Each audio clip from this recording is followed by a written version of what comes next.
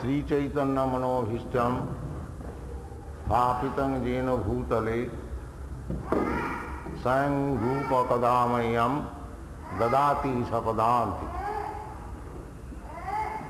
He Krishna Karuna Sindho Deenabandho Jagatpate Gopesha Gopika Kanta Radha Kanta Namaste. Tapta Kanchana Gaurangi Radhe Vrindavaneshwari Brikhabhanusute Devi Pranamami Haripriya. Sri Krishna Chaitanya Prabhu Nityananda Sri Advaita Gadadha Shivasadi Gaur Bhaktavinda. Hare Krishna, Krishna Krishna, Hare Hare. Hare Rama, Rama Rama, Hare Hare. Ladies and gentlemen, I thank you very much for your coming here to participate in this transcendental movement,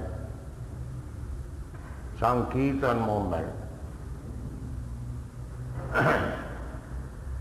which we are trying to spread all over the world.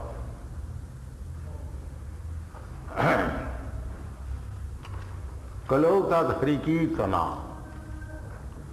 This age is called Kali Yuga. According to Vedic calculation, there are different ages. Sattva Yuga, Treta Yuga, Dwapar Yuga, then Kali Yuga. The duration of life of the Sattva Yuga is about 1800,000 of years. The next Yuga, Treta, about 1200,000 of years. Next, Dwapar Yuga, about 800,000 of years. And this Kali Yuga, 432,000 of years. Out of that, we have passed only 5,000 years. The modern history, they can give account, chronological account, at most for 3,000 years. But the Kali Yuga has begun since 5,000 of years after the battle of Kurukshetra.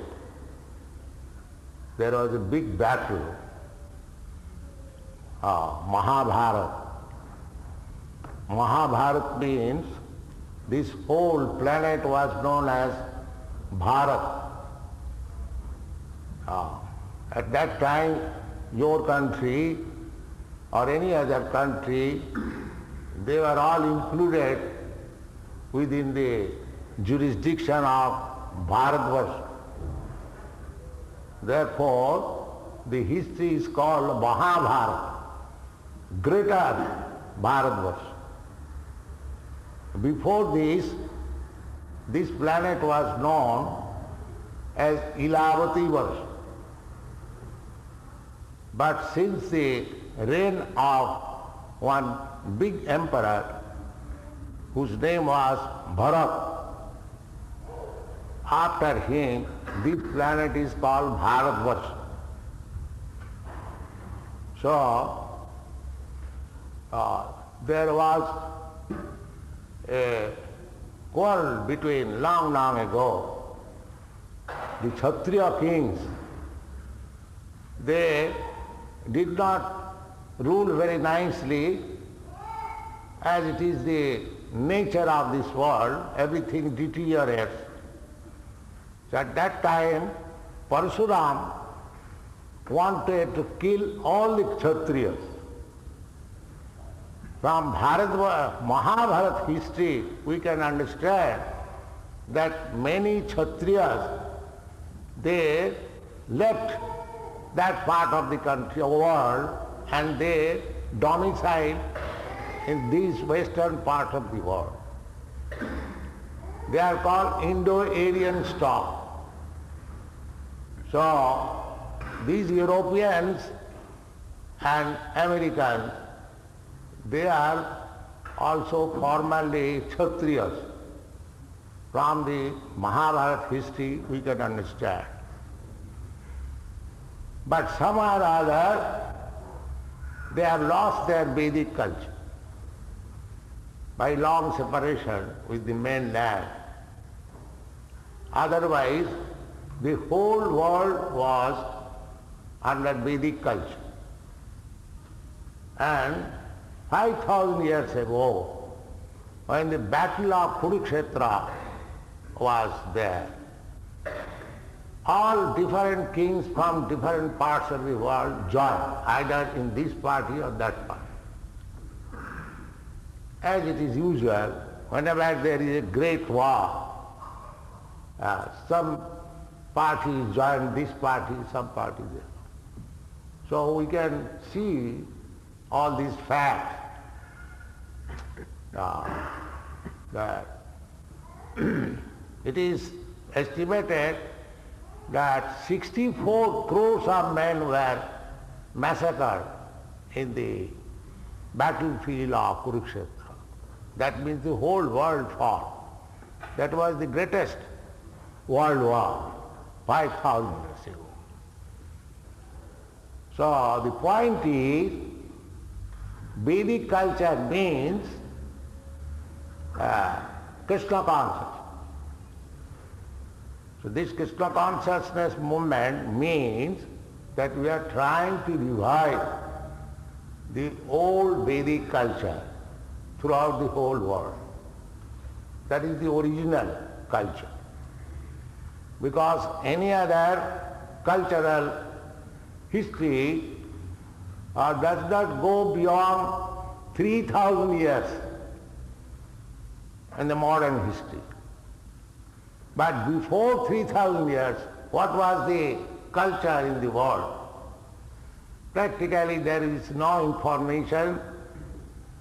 Darwin's theory is not perfect, it is only a theorizing. Human civilization is existing since the creation of this universe. So it is not that there was no human being some thousands of years ago. That is not a fact. The human civilization is coming since a very, very long time. So what was their culture before 3,000 years? The culture was Krishna consciousness. In the Bhagavad Gita, we understand, Krishna says, Imam vivassate yogam praktavanaham abhyam. This cultural Krishna consciousness, yoga, it is called yoga. Any culture is called yoga. So Krishna says, Imam vivassate yogam praktavanaham abhyam. This culture, Krishna consciousness culture, Krishna is speaking 5,000 years ago. That this culture was first of all described to the sun god. And we get history, all the Kshatriya families, they are coming from the sun planet or the moon planet.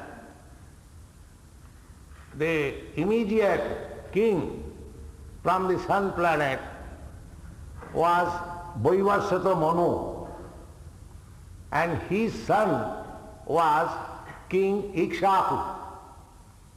In this way, the royal order on this planet was established. This King Ikshaku is the original father or the original headman in the Kshatriya family in which Lord Ramchandra appeared, Surya Vamsa. There are two Kshatriya families, one coming from the sun planet and the other is coming from the moon planet. So there was interchange of population long ago, not only with the moon planet but also with the sun planet. These things we get from the history of Mahabharata. Now we are accepting only the modern history 5,000 years ago. 5,000 years ago, Krishna, we take him as the Supreme Personality of God by Vedic evidence. And he spoke the culture of Bhagavad Gita 5,000 years ago. And he says also therein that imam vivasate yogam praptavan aham abhayam. This culture is abhayam, inexhaustible. It cannot be stopped. It is existing eternally, abhayam. But it was spoken first by me to the sun god, Vivashan. The sun god, the present sun god's name is Vivashan. Just like any headman, just like in England, the executive head is the Queen Elizabeth, or in America, the headman is Mr. Nixon. So, formerly there was only one executive head in each planet, in this planet also. Just 5,000 years ago, the chief king or the emperor was Maharaj Parikshit. Similarly, in each and every planet there is a headman and he is called by some name. So at the present moment, the sun god, the headman in the sun god is called Vivashan. His name is Vivashan. And his son came to this planet. His name is Vaivasata Manu.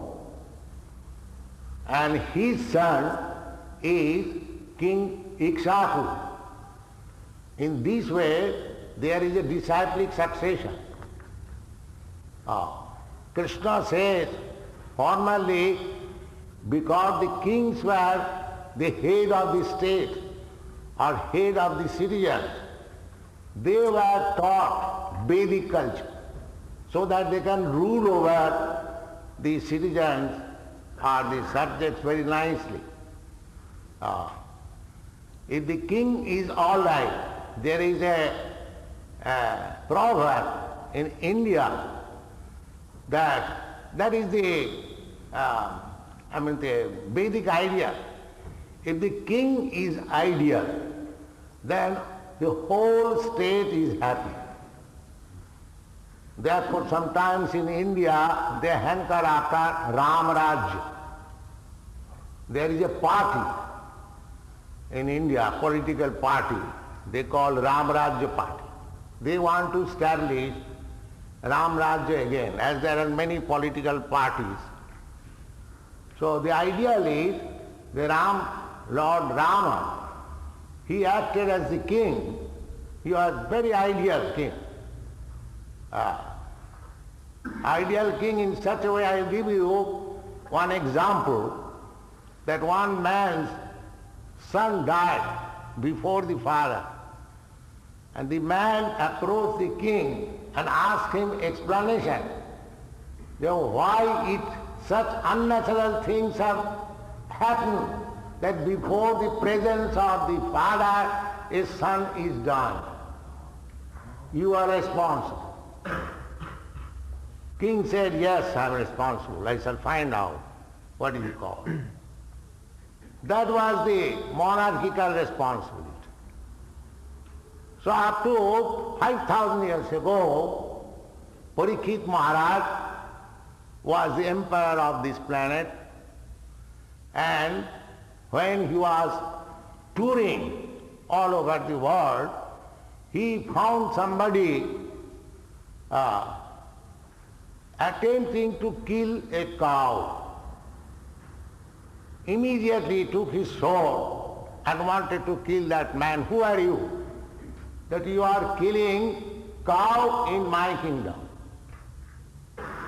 He said, sir, I am Kali. I am the head man of this age. My business is this, cow killing. So, he said, anyway, you get out of my kingdom. You cannot do this. So he surrendered, but he said, sir, where shall I go? Everywhere is your kingdom. Tell me, where shall I go? Then he was given place that you can stay in 4 places where unnecessary animal killing is going on, or slaughterhouse. You can stay there. Where prostitution is going on, you can stay there. Where indulgence in intoxication is going on, you can stay there. And where gambling is going on, you can stay there. But this Kali found it very difficult to find out a place like that. That was the condition. So this is a short history of the world. And when there was Krishna consciousness, people were very happy. Even there was no extreme cold, extreme heat, and any unnecessary disease also. These are stated in the Shastras. If you believe, that is, you can believe, but we believe. Because our source of knowledge is Shastra. We don't accept any source of knowledge which is not authorized. So, according to Vedic culture, the Vedas are the authorities.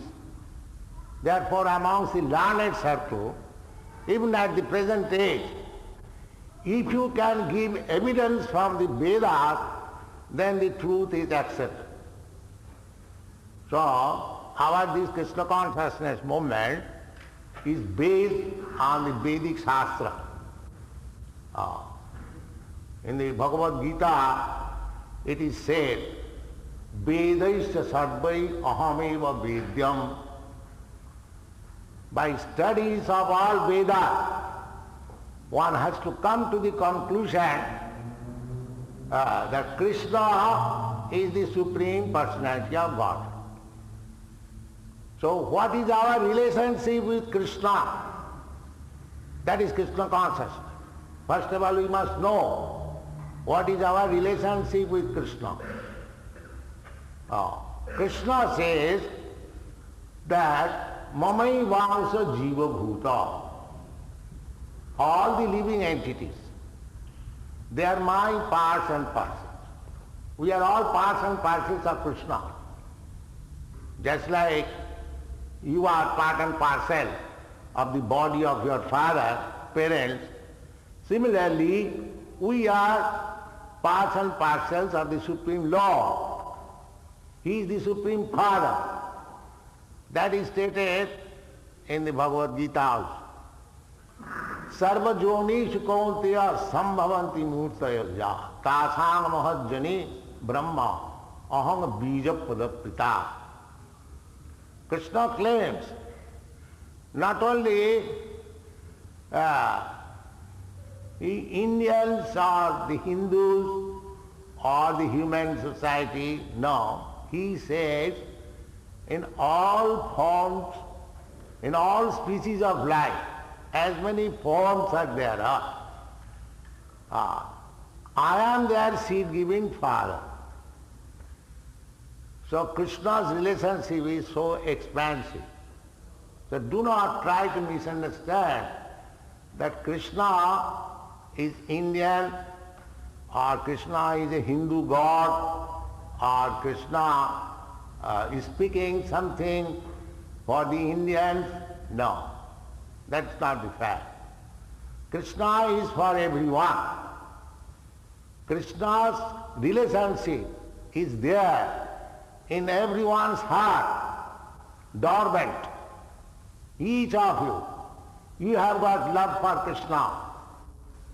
That is stated in the Chaitanya Charitamrita, that love for Krishna is existing in everyone's heart, but it is awakened by simply hearing about Krishna. You hear about Krishna, the more you hear about Krishna, Sinnatang Sakata Krishna, Punna Savana Kirtan. Krishna, this very word, is so transcendental, spiritual, that if you simply hear about Krishna, just like we are chanting Hare Krishna, Krishna Krishna, Hare, simply by hearing this chanting, this mantra, Sinnatang Sakatha Krishna, Punna Savana Kirtan. If you hear about Krishna and if you join in that chanting Krishna, then you acquire immediately some pious result. Punna means pious. Punna Savana Kirtan. Simply by hearing and chanting, you acquire results of pious activities. Because we are in this material world are all impious. Just like in the hospital, you take a hospital, you can take it for granted. All the members of this house, they are all diseased. Maybe the doctor may not be diseased, but the majority of the inhabitants of a hospital, they are diseased. That is not an exaggeration. Similarly, any living entity within this universe, this planet or that planet, that doesn't matter. There are 8,400,000 species of life within this universe. 900,000 species of life in the water. 2 million as trees and plants. There is estimation in the Padma Purana, Jalajanam Lakhani Stavra Lakhavinsati. So all these species of life, who are within this material world, more or less they are sinful. Exactly like that, anyone who is in the hospital, he is supposed to be diseased. So, why we are put into this disease condition of life?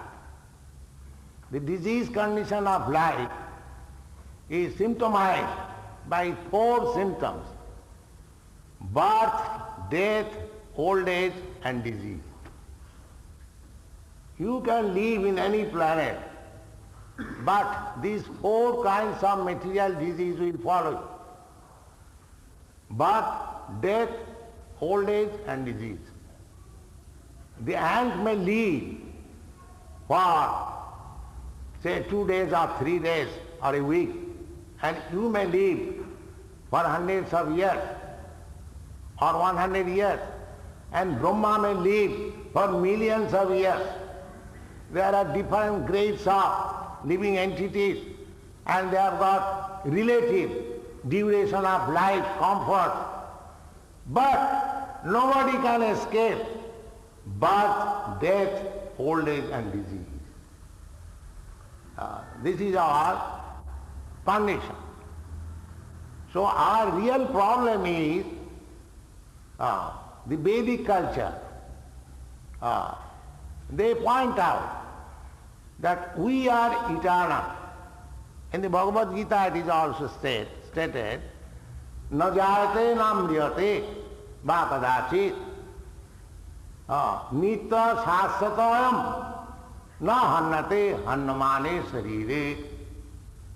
The living entities are never born or never dies. It is simply changing the body that is going on. Na hannate hannamane sarire.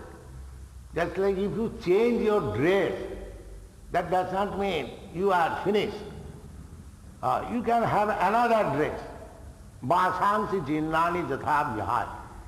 Similarly, we all living entities throughout the universe, under different forms of life, we are continually changing our body in different types. So when a man is actually advanced in knowledge, he can understand that I am not this body, I am spirit soul. That is stated in the Vedic language, aham brahmasmi. I am Brahma, I am spirit soul.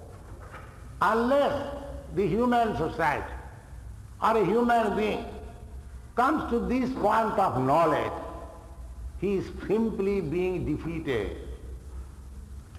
That is stated in the Srimad Bhagavad. Parabhavastavad abodha jata javanna jigya satvatma tattam. A person may be very big man in material estimation, but if he does not come to the understanding of self-realization, what I am, whether I am this body or something else, I am not this body, that is a fact. We can understand that distinction, a difference between a dead man and a living man. What is dead man? Something is missing, or the person is missing who was occupying this body. So we say like that, oh, my father is gone. Where is your father gone? He is lying here on the bed. Why do you say my father is gone? Yes, actually he is gone. He has left this body. That's a fact. We say, but we do not know who was my father. I was accepting this body as my father or my son. Now I say my father is gone, my son is gone. But the body is there. So, sometimes you come to the mistake or the correction that I am not this body, my father is not this body, my son is not this body. But when one comes to the right conclusion that my father is not this body, or my son is not this body, I am not this body. So, my father gone. Gone means he has accepted another body. Or my son gone means he has accepted another body. Just like if somebody leaves one apartment, a friend comes, sees that my friend is not here, so he understands immediately that he has gone to some other apartment and inquires from the neighborhood that this gentleman where he has gone. Similarly, tatha dehantaram prati dhiras tattva namhiyati. So, there is a long history of this knowledge, but unless one comes to this knowledge, the Bhagavad says, the Vedas says, that whatever he is doing, he is puffed up of his achievement, but he does not know that he is simply becoming defeated by the external energy of Maya. How he is defeated? in this way, practical. If it is accepted that my father or my brother or my friend has gone somewhere, then whatever he accumulated, the skyscraper building, the big bank balance, all the reputation, everything is left here. And where he has gone, nobody knows. Is it not defeat? Yes, it is defeat. Anyone who is conscious, he can understand that I am defeated. Yes. So therefore, real knowledge is Brahma Bhuta. The Bhagavad Gita says, Brahma Bhuta Prasannatma na sochati na kankati. If one becomes to the right platform of knowledge, Brahma Gyan, Atma Gyan, then he becomes relieved from all material anxieties. Na sochati na kankati. These are material anxieties. We are simply lamenting, oh, I have lost this thing. Just like your country had a great British empire. Now, more or less they have lost. Some of them are lamenting. And again, somebody is trying to make another empire, hankering. So one who has lost, he is hankering. And one who is trying to get another empire, he is hankering. These two things are our disease. And as so long there is hankering and lamenting, you cannot be at rest, you cannot be at peace. But when you come to the right understanding, Brahma, spiritual knowledge, then you can be happy. That is real platform of happiness. Brahma Bhuta Prasannatma na sochati na kankati samas sarveshu bhuteshu. At that time you can understand what is universal brotherhood. Samas sarveshu bhuteshu. And after attainment of this platform of knowledge or existence, mad bhakti labhate param. Such person who is in Brahma Bhuta condition, he can rise to the platform of Bhakti Yoga, Mad Bhakti Labhate Param. And what is the result of attaining that bhakti? Now, Bhaktya Mam Avijanati. If you want to know God, then you have to come to this platform, Bhakti. Bhaktya Mam Avijanati Javana Jasyami Tattva. Actually, if you want to know God, what He is, we simply say, not all, some of us say, God is great. That's nice. Allahu Akbar. That's nice.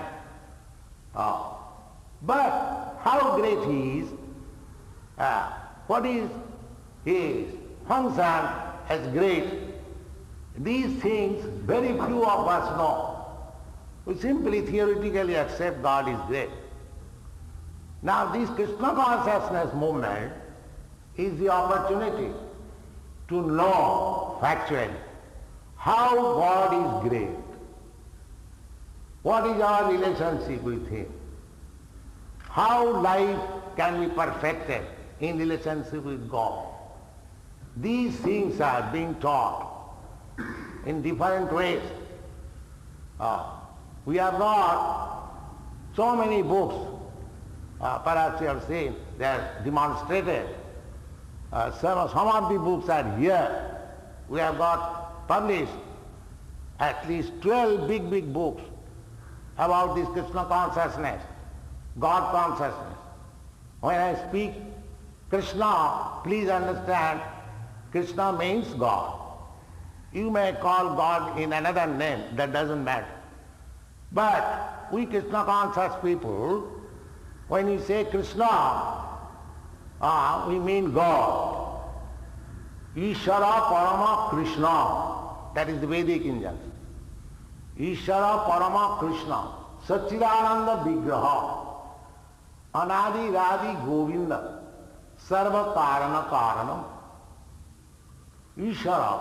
Ishara means controller. Every one of you has got some experience that you are controlled by somebody else. You cannot say that I am not controlled by anyone. That you cannot say. Even if you are the richest man, then you are controlled by the government income tax rules. Even if you say that I am the richest man in this city or in this world, still you are controlled.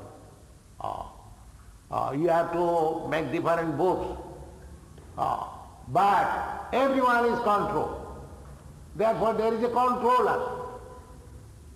So here in this material world, you find some controller and you will find another controller over it. Just like your queen. Suppose she is the controller. But she is controlled by the parliament. And the parliament is controlled by the public. So you go on seeing, you will find one controller over another controller.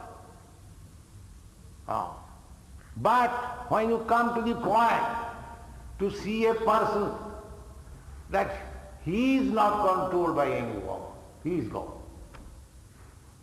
That is the definition of God. God means he is not controlled by anyone. Ishara Parama. Parama means supreme control.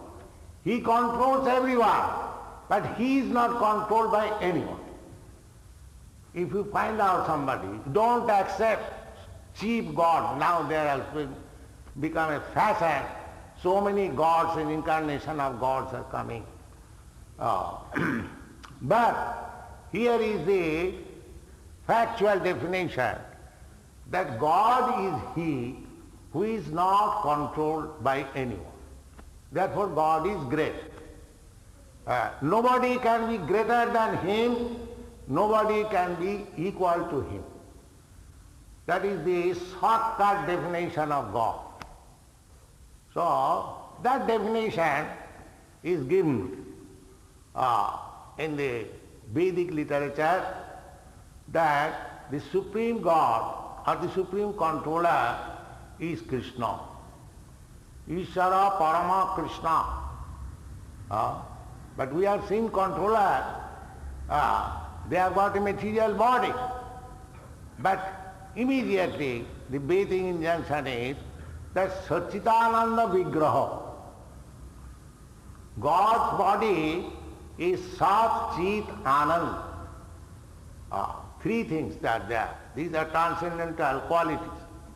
Sat means eternal. Chit means full of knowledge.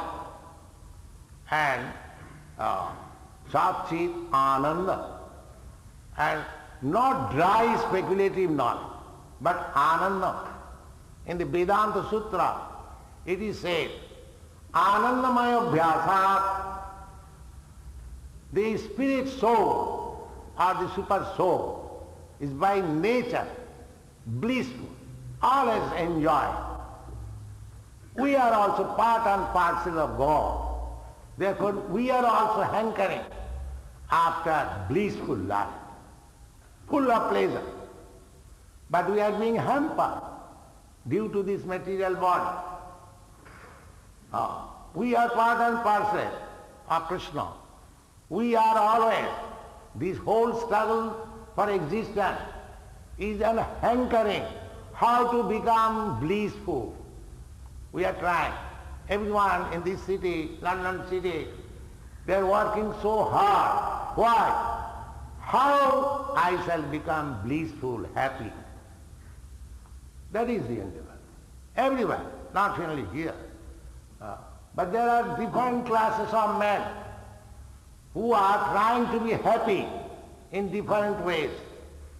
They are classified in 4 divisions. They are classified in 4 divisions. The first division is the Kurmis.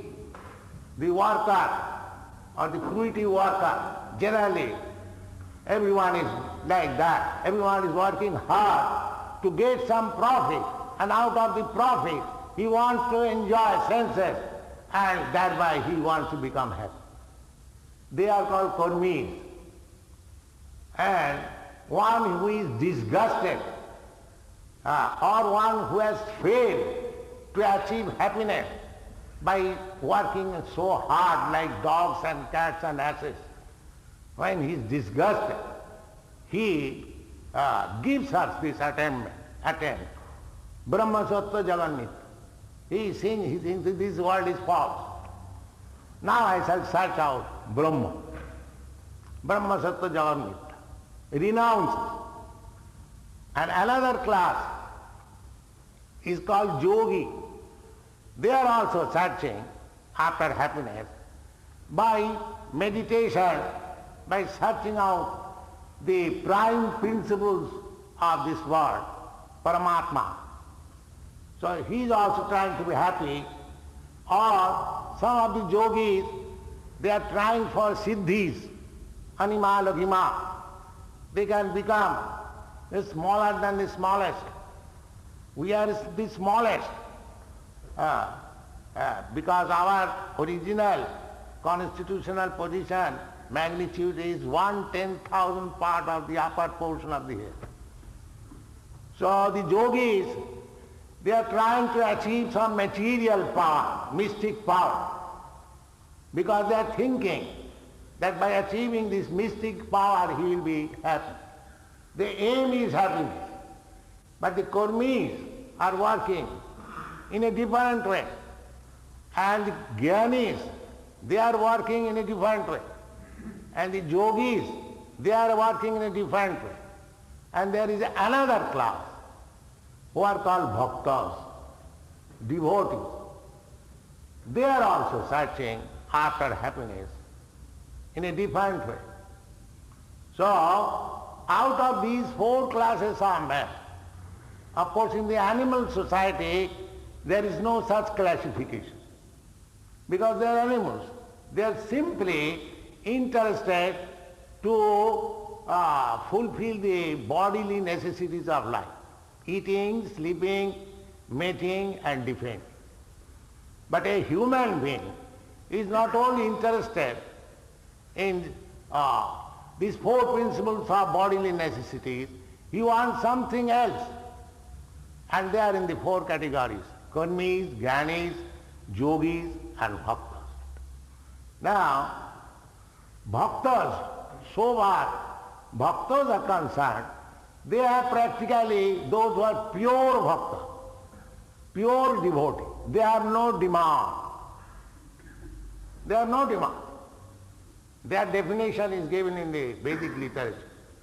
Anna vilasita sunnam, they have no desire. Jnana karma anabritam, they are above the results of jnana, yoga and karma. Then what do? Anukullena krishnanasilanam, they simply want to satisfy Krishna. That's all. That is actual life. Because Krishna's part and parcel we are, living entities. So what is our business? We can understand it very easily. Just like this finger is the part and parcel of my body. What is the business of this finger? I wish, my dear finger, please scratch here and bring this finger's business is to serve the whole body. Any part of the body, they are serving. And the stomach is simply eating. But all others serving. The enjoy is you collect very nice food stuff, palatable dishes. The hand collects, the leg goes, the eye sees, but actually they collect and the leg brings, the eye sees and the hand catches the food stuff and gives it here. The hand cannot eat. Similarly, If God is the center, then He is the enjoyer. That is stated in the Bhagavad Gita. Bhoktaram jagatavasam sarvaloka maheswaram svidam sarvabhutanam gyataman shantimicchati. If you want real happiness, peace, then engage yourself again to the service of the Lord, who is the supreme enjoyer. Just like this finger, if it is cut from this hand and thrown in the street, it has no value. But so long this finger is attached with this body, if there is some pain, you can spend thousands of dollars because it has got value. Similarly, as part and parcel of God, if we become attached to God, then we can become happy, we have got some value. Otherwise it is simply useless, waste of time. So, our this Krishna consciousness movement is spreading this authoritative knowledge throughout the whole world. We are inviting all philosophers, all scientists, all thoughtful men, all religions, come forward. Try to understand this philosophy of Krishna consciousness and take to it. You will be happy, the world will be happy. Thank you very much.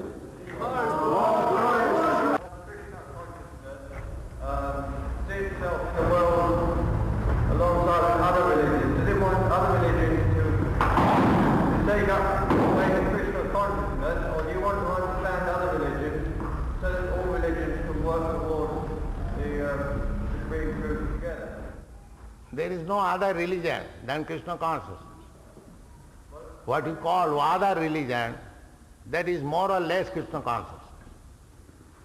Yes. But there cannot be any religion which is not Krishna conscious. Krishna conscious means God conscious. If any religion has no concept of God, that is not religion.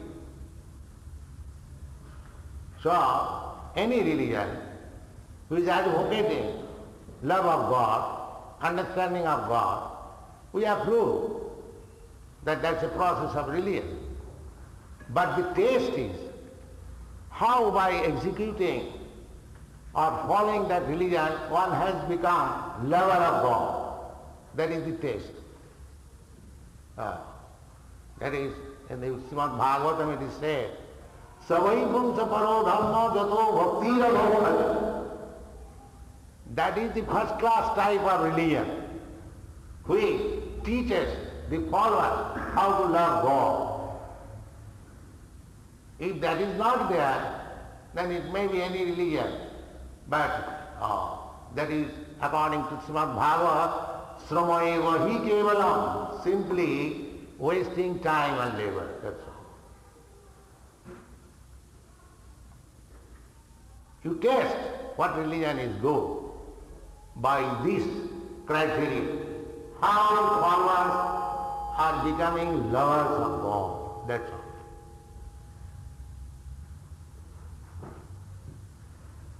Any other questions?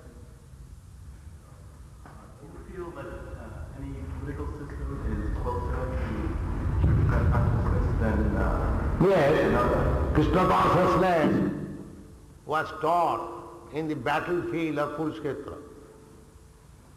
So, nothing is out of Krishna consciousness.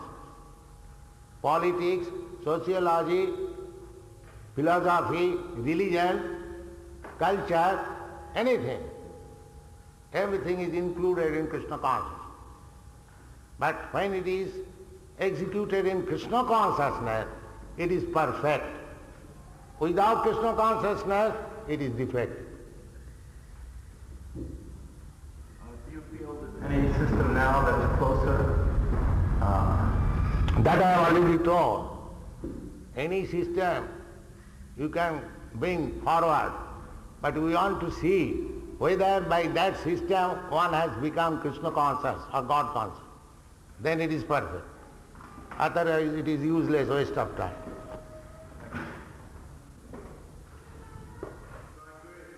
Why do some people have come Because they are fools.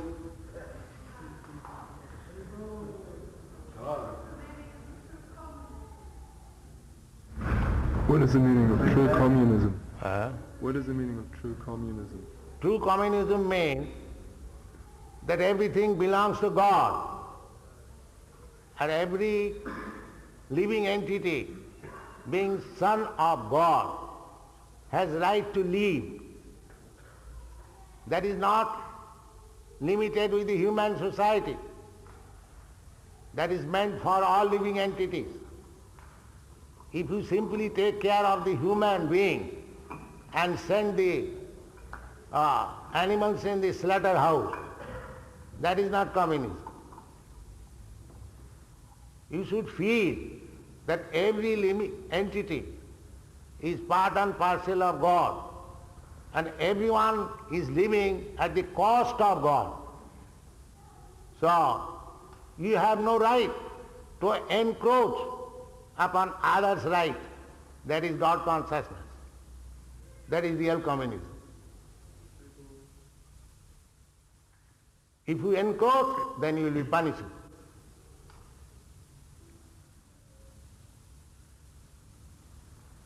God is perfect. His creation should be perfect. Why does there appear to be so much imperfection? Because you have made it imperfect. God has not made imperfect. You have made perfect. Just like this is the example. You are God's creature. Another animal is God's creature. Why you are slaughtering another animal? Why do animals slaughter animals? Huh? Why do animals slaughter Because they are animal, but you are a human being, you cannot do that. animals? God created animals. Why You want to be like animal? Then what is the difference between animal and you? If you imitate animal, the animal slaughtering another animal, therefore I shall slaughter another man or animal, then you become animal. Why do you distinguish yourself from animal? Then your civilization is that you want to become animal. That is a different thing. If you want to imitate animals, then you are animal.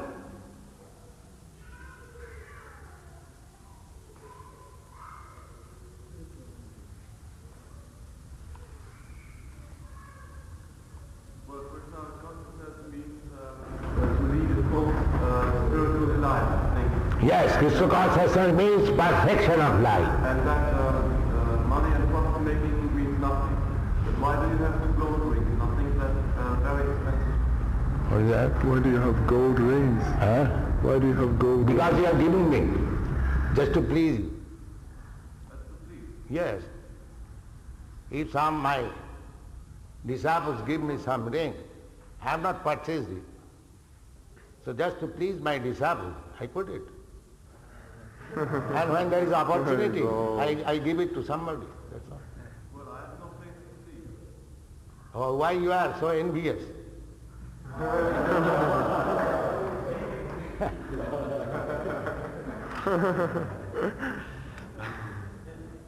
That's not very good.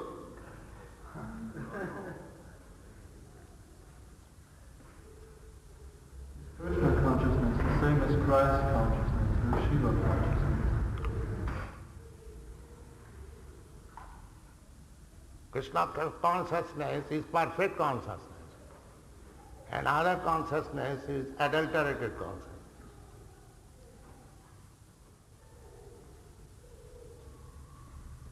Just like clear water and adulterated water. There are different grades of adulterated water. In some water there is less mud, and some there is more mud. But actual water means clear crystal water. That is Krishna consciousness.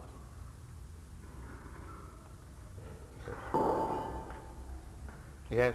Would I be right in saying the whole of any religion is do not do unto others what you don't want done to yourself? That is the whole of the religion in any religion.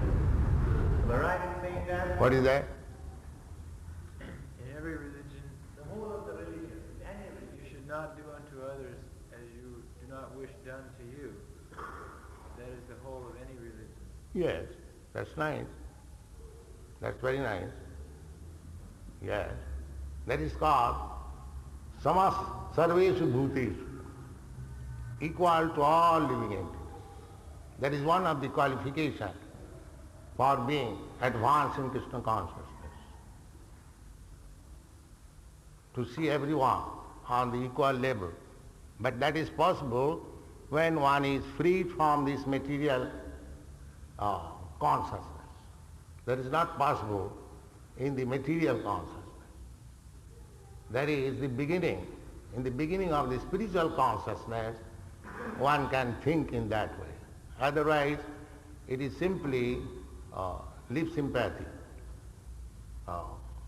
That I have already explained. Brahma bhuta prasannatma na sochati na kankhati samas sarveshu bhuteshu. That samas sarveshu bhuteshu is the third step in advancing spiritual consciousness, to see everyone on the equal. Therefore we say that if you have got right to live, then you should give the same right to other living entities. If you do not want to be killed, then why should you kill others? And in Christian religion, that is the first commandment. Thou shalt not kill. Every religion. Ahimsa paramo dharma. Lord Buddha, he says, ahimsa, non-violence, is the first class. So there are different grades of thought. But if you come to this platform, Krishna consciousness, everything you will find in your life in perfection.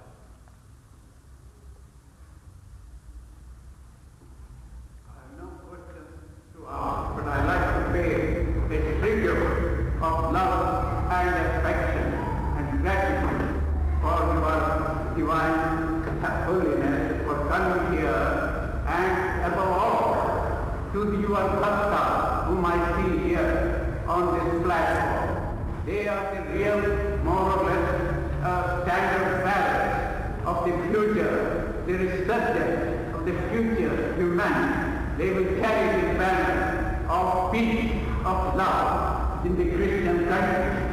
The Christians, the responsible, are nothing against anyone, but the two greatest wars have been fought by Christians. They have begun and ended by Christians. And today, due to your holiness' effort, I see before